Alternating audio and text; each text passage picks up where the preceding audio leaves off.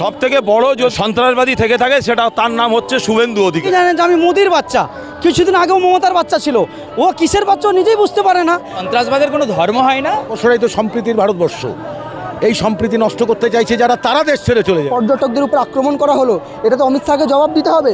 অমিত শাহ এর জবাবদিহি করতে পারবে না, তাই উনি হিন্দু মুসলমানের রাজনীতি করে মানুষকে বিভ্রান্ত করে দিচ্ছেন।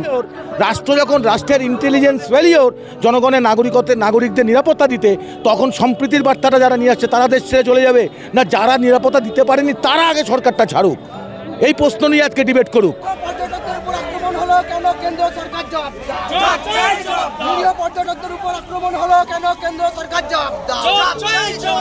অমিত শাহ ধিক্কার, অমিত শাহ ধিক্কার, নরেন্দ্র মোদী ধিক্কার। থেকে বড় যদি সন্ত্রাসবাদী থেকে থাকে সেটা তার নাম হচ্ছে শুভেন্দু অধিকারী।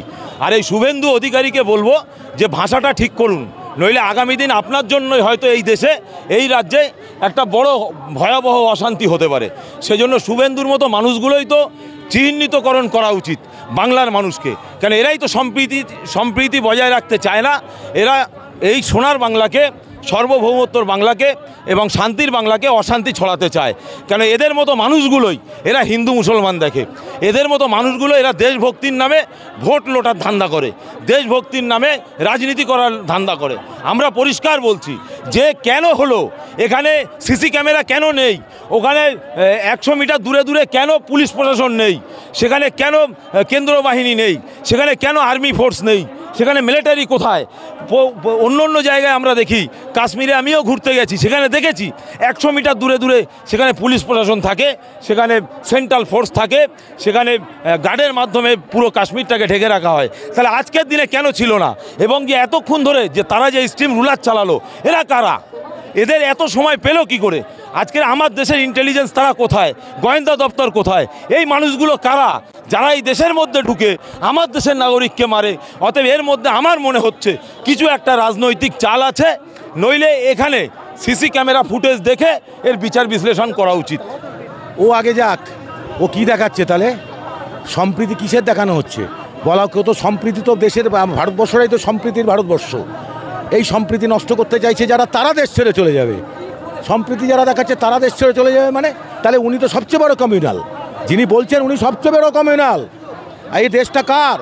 ধর্মনিরপেক্ষ দেশ, এ কথা বলার অধিকার ওর নেই।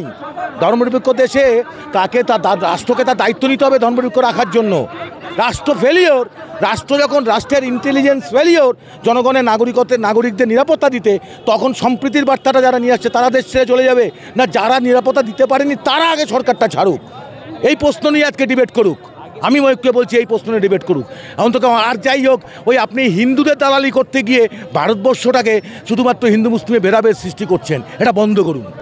কারণ ভারতবর্ষের নাগরিককে হিন্দুকে মুসলমান জন্মের সময় দেখেনি, জন্মের সময় কেউ জানতো না।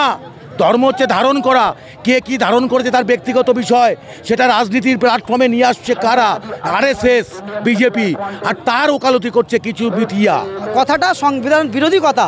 যারা সংবিধান বিরোধী কথা বলে তাদেরকে আমরা চতুষ্পাক জন্তুর বলে মনে করি। ও তার মধ্যেই পড়ে সেই ধরনের কথা বলেছে। আমি মনে করি, জানেন যে আমি মোদির বাচ্চা, কিছুদিন আগেও মমতার বাচ্চা ছিল, ও কিসের বাচ্চা নিজেই বুঝতে পারে না।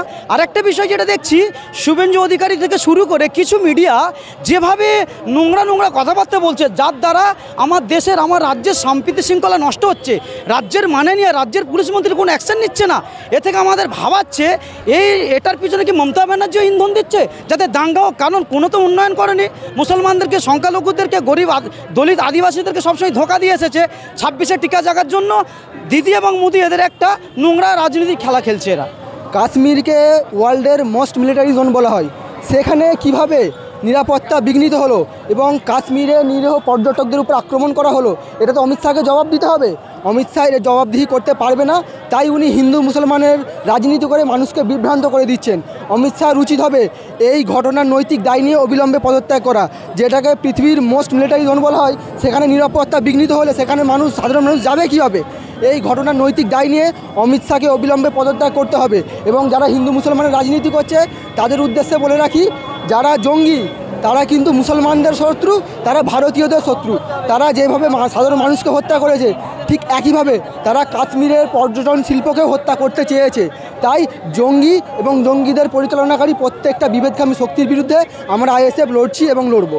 দৃষ্টিভঙ্গিটা ঘুরে যাচ্ছে, যারা দোষী এর সঙ্গে জড়িত আছে তারা অপরাধী, অবশ্যই 100% অপরাধী, কিন্তু যারা তাদেরকে আটকাতে ব্যর্থ হলো, গোয়েন্দা তথ্য দিতে ব্যর্থ হলো, নিরাপত্তা দিতে ব্যর্থ হলো, তারা এটাকে ঢাকা দেওয়ার জন্য আরও মানে দেশের ভিতরে ধর্মীয় বিভাজন শুরু করছে। এই সন্ত্রাসবাদের কোনো ধর্ম হয় না, এটা আমরা এক কথায় নিন্দা জানাই, কিন্তু এটা নিয়ে যদি দেশের মধ্যে বিভাজন করা হয় এখানে খুব দুর্ভাগ্যজনক। দেশের নাগরিক খুন হয়ে যাচ্ছে। হ্যাঁ, দেখুন তাহলে আমাদের দেশের ইতিহাস কথা বলে না যে জাতির পিতা মহাত্মা গান্ধীকে হত্যা করেছে কে? তাহলে সে তো নিশ্চয় ইসলাম ধর্মাবলম্বী ছিল না। ইন্দিরা গান্ধীকে যারা মেরেছে সে তো ধর্মীয়ভাবে ইসলাম ছিল না। পৃথিবীর বিভিন্ন দেশে বিভিন্ন সন্ত্রাসবাদ আছে, আমরা জানি। আমাদের দেশে অনেক ধরনের সন্ত্রাস, তারা আইন মানে না, নিজেদের শক্তি, নিজেদের ক্ষমতা, নিজেদের চরিতার্থ করার জন্য একটা পথ অবলম্বন করে। কেউ সেটাকে ধর্মের মাধ্যমে অবলম্বন করতে চায়, যেটা অবশ্যই অন্যায়, ভুল, কিন্তু এটা নয় যেটা ইসলাম ধর্মাবলম্বী মানুষ মানেই সেটা এখানকার মুসলমানরাও সেই অন্যায় সন্ত্রাসকে সমর্থন করছে। এটা পুরো ওই মিথ্যা অপবাদ ছাড়া আর কিছু না।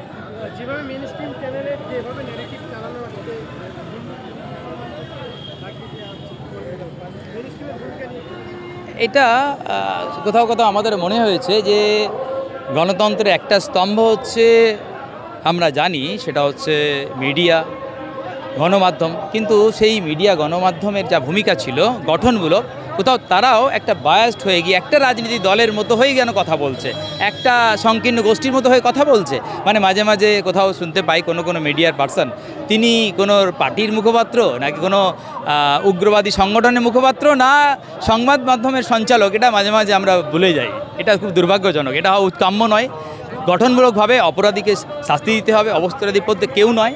এটা বলবো যে এটা বাংলাতেও খুব দ্রুত যেন একটা ছয়লাভ এসে যাচ্ছে যে মানে মিডিয়াটাকেও একটা পার্টি নিয়ন্ত্রণ করছে। দেশকে, দেশবাসীকে সুরক্ষা দেওয়ার তারা আসলে সেই সব না করে সহজে ফাঁকিবাজি করে এই কেন্দ্রে দেখা গেল যে এত নিয়োগ। কালকে আমি একটা নিউজ শুনলাম যেখানে অনেক সেনাবাহিনীতে নিয়োগ শূন্যপদ রয়েছে। তাহলে যেখান থেকে ইন্টেলিজেন্সের সেভাবে কাজ নেই, অলরেডি বিভিন্ন রকমের হুমকির ব্যাপারে সতর্ক করা হয়েছিল, কেন ব্যবস্থা নেওয়া হয়নি? দুদিন আগে স্বরাষ্ট্রমন্ত্রী বলেছেন যে না, সব ঠিক আছে। তাহলে তিনি যে ব্যর্থ প্রমাণ করছে, তার পদত্যাগ করা উচিত। তার কোনো নৈতিক দায় নেই যে এতগুলো খুন হলো আর তিনি খালি বলবেন যে ধর্মীয় বিভাজন। যারা এটা করতে চায় তাদেরকে বলবো, দেশের মানুষ মরেছে, ধর্ম নয়, সেখানে সংখ্যালঘুরা মরেছে, এই বলি অন্য যে কেউ হতে পারে। অতএব এটা নিয়ে যারা রাজনীতি করছে, ধর্মের বিভাজন যারা করছে, এরাও সমান অপরাধী, কারণ এরা আর একটা ধরনের বিভাজনের রাজনীতি করে এই রকম একটা খুনের রাজনীতি করতে চাইছে, যেটা আমরাও ধিক্কার জানাই। এই মিছিল থেকে আমরা বলেছি যে